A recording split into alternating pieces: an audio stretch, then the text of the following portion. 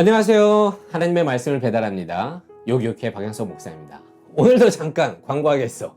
아니 등록하라고. 등록하세요. 예, 우리에게 주신 그 영혼을 향한 그 선교의 마음과 그 비전을 달라고 기도하면서 많은 참여와 관심 부탁드리겠습니다. 아셨죠? 제가 또 확인할 거예요. 네, 오늘 묵상할 본문은요, 시편 31장 1절에서 8절까지의 말씀인데요. 제가 1절부터 4절까지 네 구절을 봉독하고 함께 묵상하도록 하겠습니다.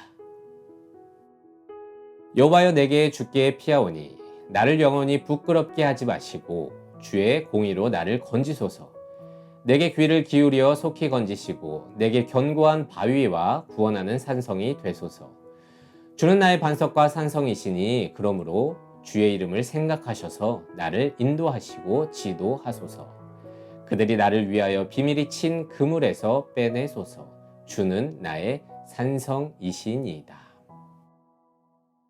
여러분, 우리는 살면서 어려운 일이 없기를 바라지만 그것은 불가능한 소원입니다. 우리는 누구나 위기를 만나고 여러 고난을 겪을 수밖에 없는데요. 그래서 여러분, 우리의 문제는요, 그런 상황을 겪게 될 때에 어떻게 극복해내는가 라는 것이 포인트라는 겁니다. 오늘 시인은요, 우리에게 그런 상황에서 드리는 기도를 알려주고 있는데요. 1절입니다. 여호와여, 내가 주께 피하오니 나를 영원히 부끄럽게 하지 마시고 주의 공의로 나를 건지소서. 왜냐하면 2절, 3절, 4절에 반복적으로 표현하듯이 주님은 나의 산성이기 때문입니다 라고 고백하고 있습니다. 여러분, 산성, 이것은 요새라는 뜻으로 주위를 둘러싼 적들의 공격을 견딜 수 있는 최후의 피할 곳을 말합니다. 오늘의 시도 제목에 기록되어 있는 것처럼 다윗의 시인데요. 그런데 여러분들 생각해 보세요. 우리는 다윗 왕 하니까 그의 인생이 평탄했을 거다라고 오해를 하지만 그는요, 자기를 보호해 줄 어떤 피난처도 없이 사울 왕을 피해서 광야에서만 13년을 도망 다녔고요. 아들 압살롬의 반역 때문에 자신이 살던 성에서 나와야만 했었던 불쌍한 사람이었습니다. 그렇게 억울한 상황과 배신 앞에서 갈 곳 없었던 처량했던 자라는 것이죠. 그런데 그가 지금 고백하는 것이 주님이 나의 산성 피난처였다는 거예요. 여러분, 먹을 게 없다는 것도 힘든 일이지만 갈 곳이 없다는 것도 엄청난 고통입니다. 제가 이전에 일본에서 수중에 모든 돈이 다 떨어졌고 살던 곳에서 계약은 끝나서 나와야 하는 상황이 있었습니다. 그런데 그때요, 이런 생각을 한 적이 있어요. 야, 먹는 거야 훔쳐서 훔치기라도 하면 먹겠지만 머무를 곳이 없다는 것은 어떻게도 할 수가 없는 거구나. 그래서 그때 깨달았죠. 내 몸을 피할 곳이 있다는 것은 축복이다.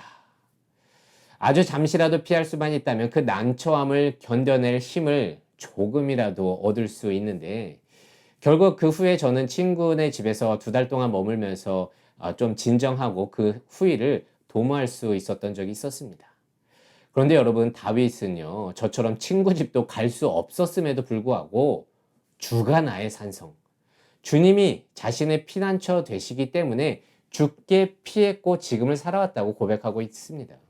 왜냐하면 7절, 내가 주의 인자하심을 기뻐하며 즐거워할 것은 주께서 나의 고난을 보시고 환난 중에 있는 내 영혼을 아셨다. 나를 원수의 수중에 가두지 아니하셨고 내 발을 넓은 곳에 세워 주셨다 라고 고백하면서 그 과거의 일을 고백하고 있거든요. 그런데 여러분, 이런 주님의 도우심이 여러분들에게도 있습니까? 이전 제 멘토 목사님은요, 말도 안 되는 험난한 인생을 사셨습니다. 어릴 적부터 20번이 넘는 이사를 다녔고 동생과 추운 겨울에 밖에 앉은 적도 있었다고 합니다. 집안의 문제는 끊이지 않고 돈에 허덕였다고 하는데요. 그런데요, 목사님은 힘들 때마다 어디를 가느냐? 교회당, 그러니까 교회 예배를 드렸다고 합니다. 왜냐하면 인생이 너무 힘들어서 극단적인 생각을 할까봐 주님을 찾아갔다고 하는데요. 내 인생 왜 그러냐고 그렇게 소리쳐 원망도 해봤지만 나를 구원하신 그 믿음이 자신을 외면치 않는 그 주님을 다시 한번 깨닫게 해주시고 신뢰케 했기 때문에 매번 예배, 교회로 찾아갔고 그 선택의 결과로 지금은 꽤나 명성이 있는 주의 종이 되었는데요.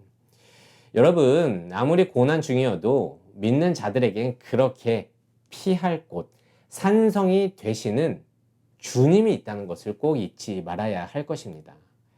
우리 주님은요, 나를 사랑하시는 신실한 분이시기 때문에 절대로 나를 포기하지 않기 때문입니다.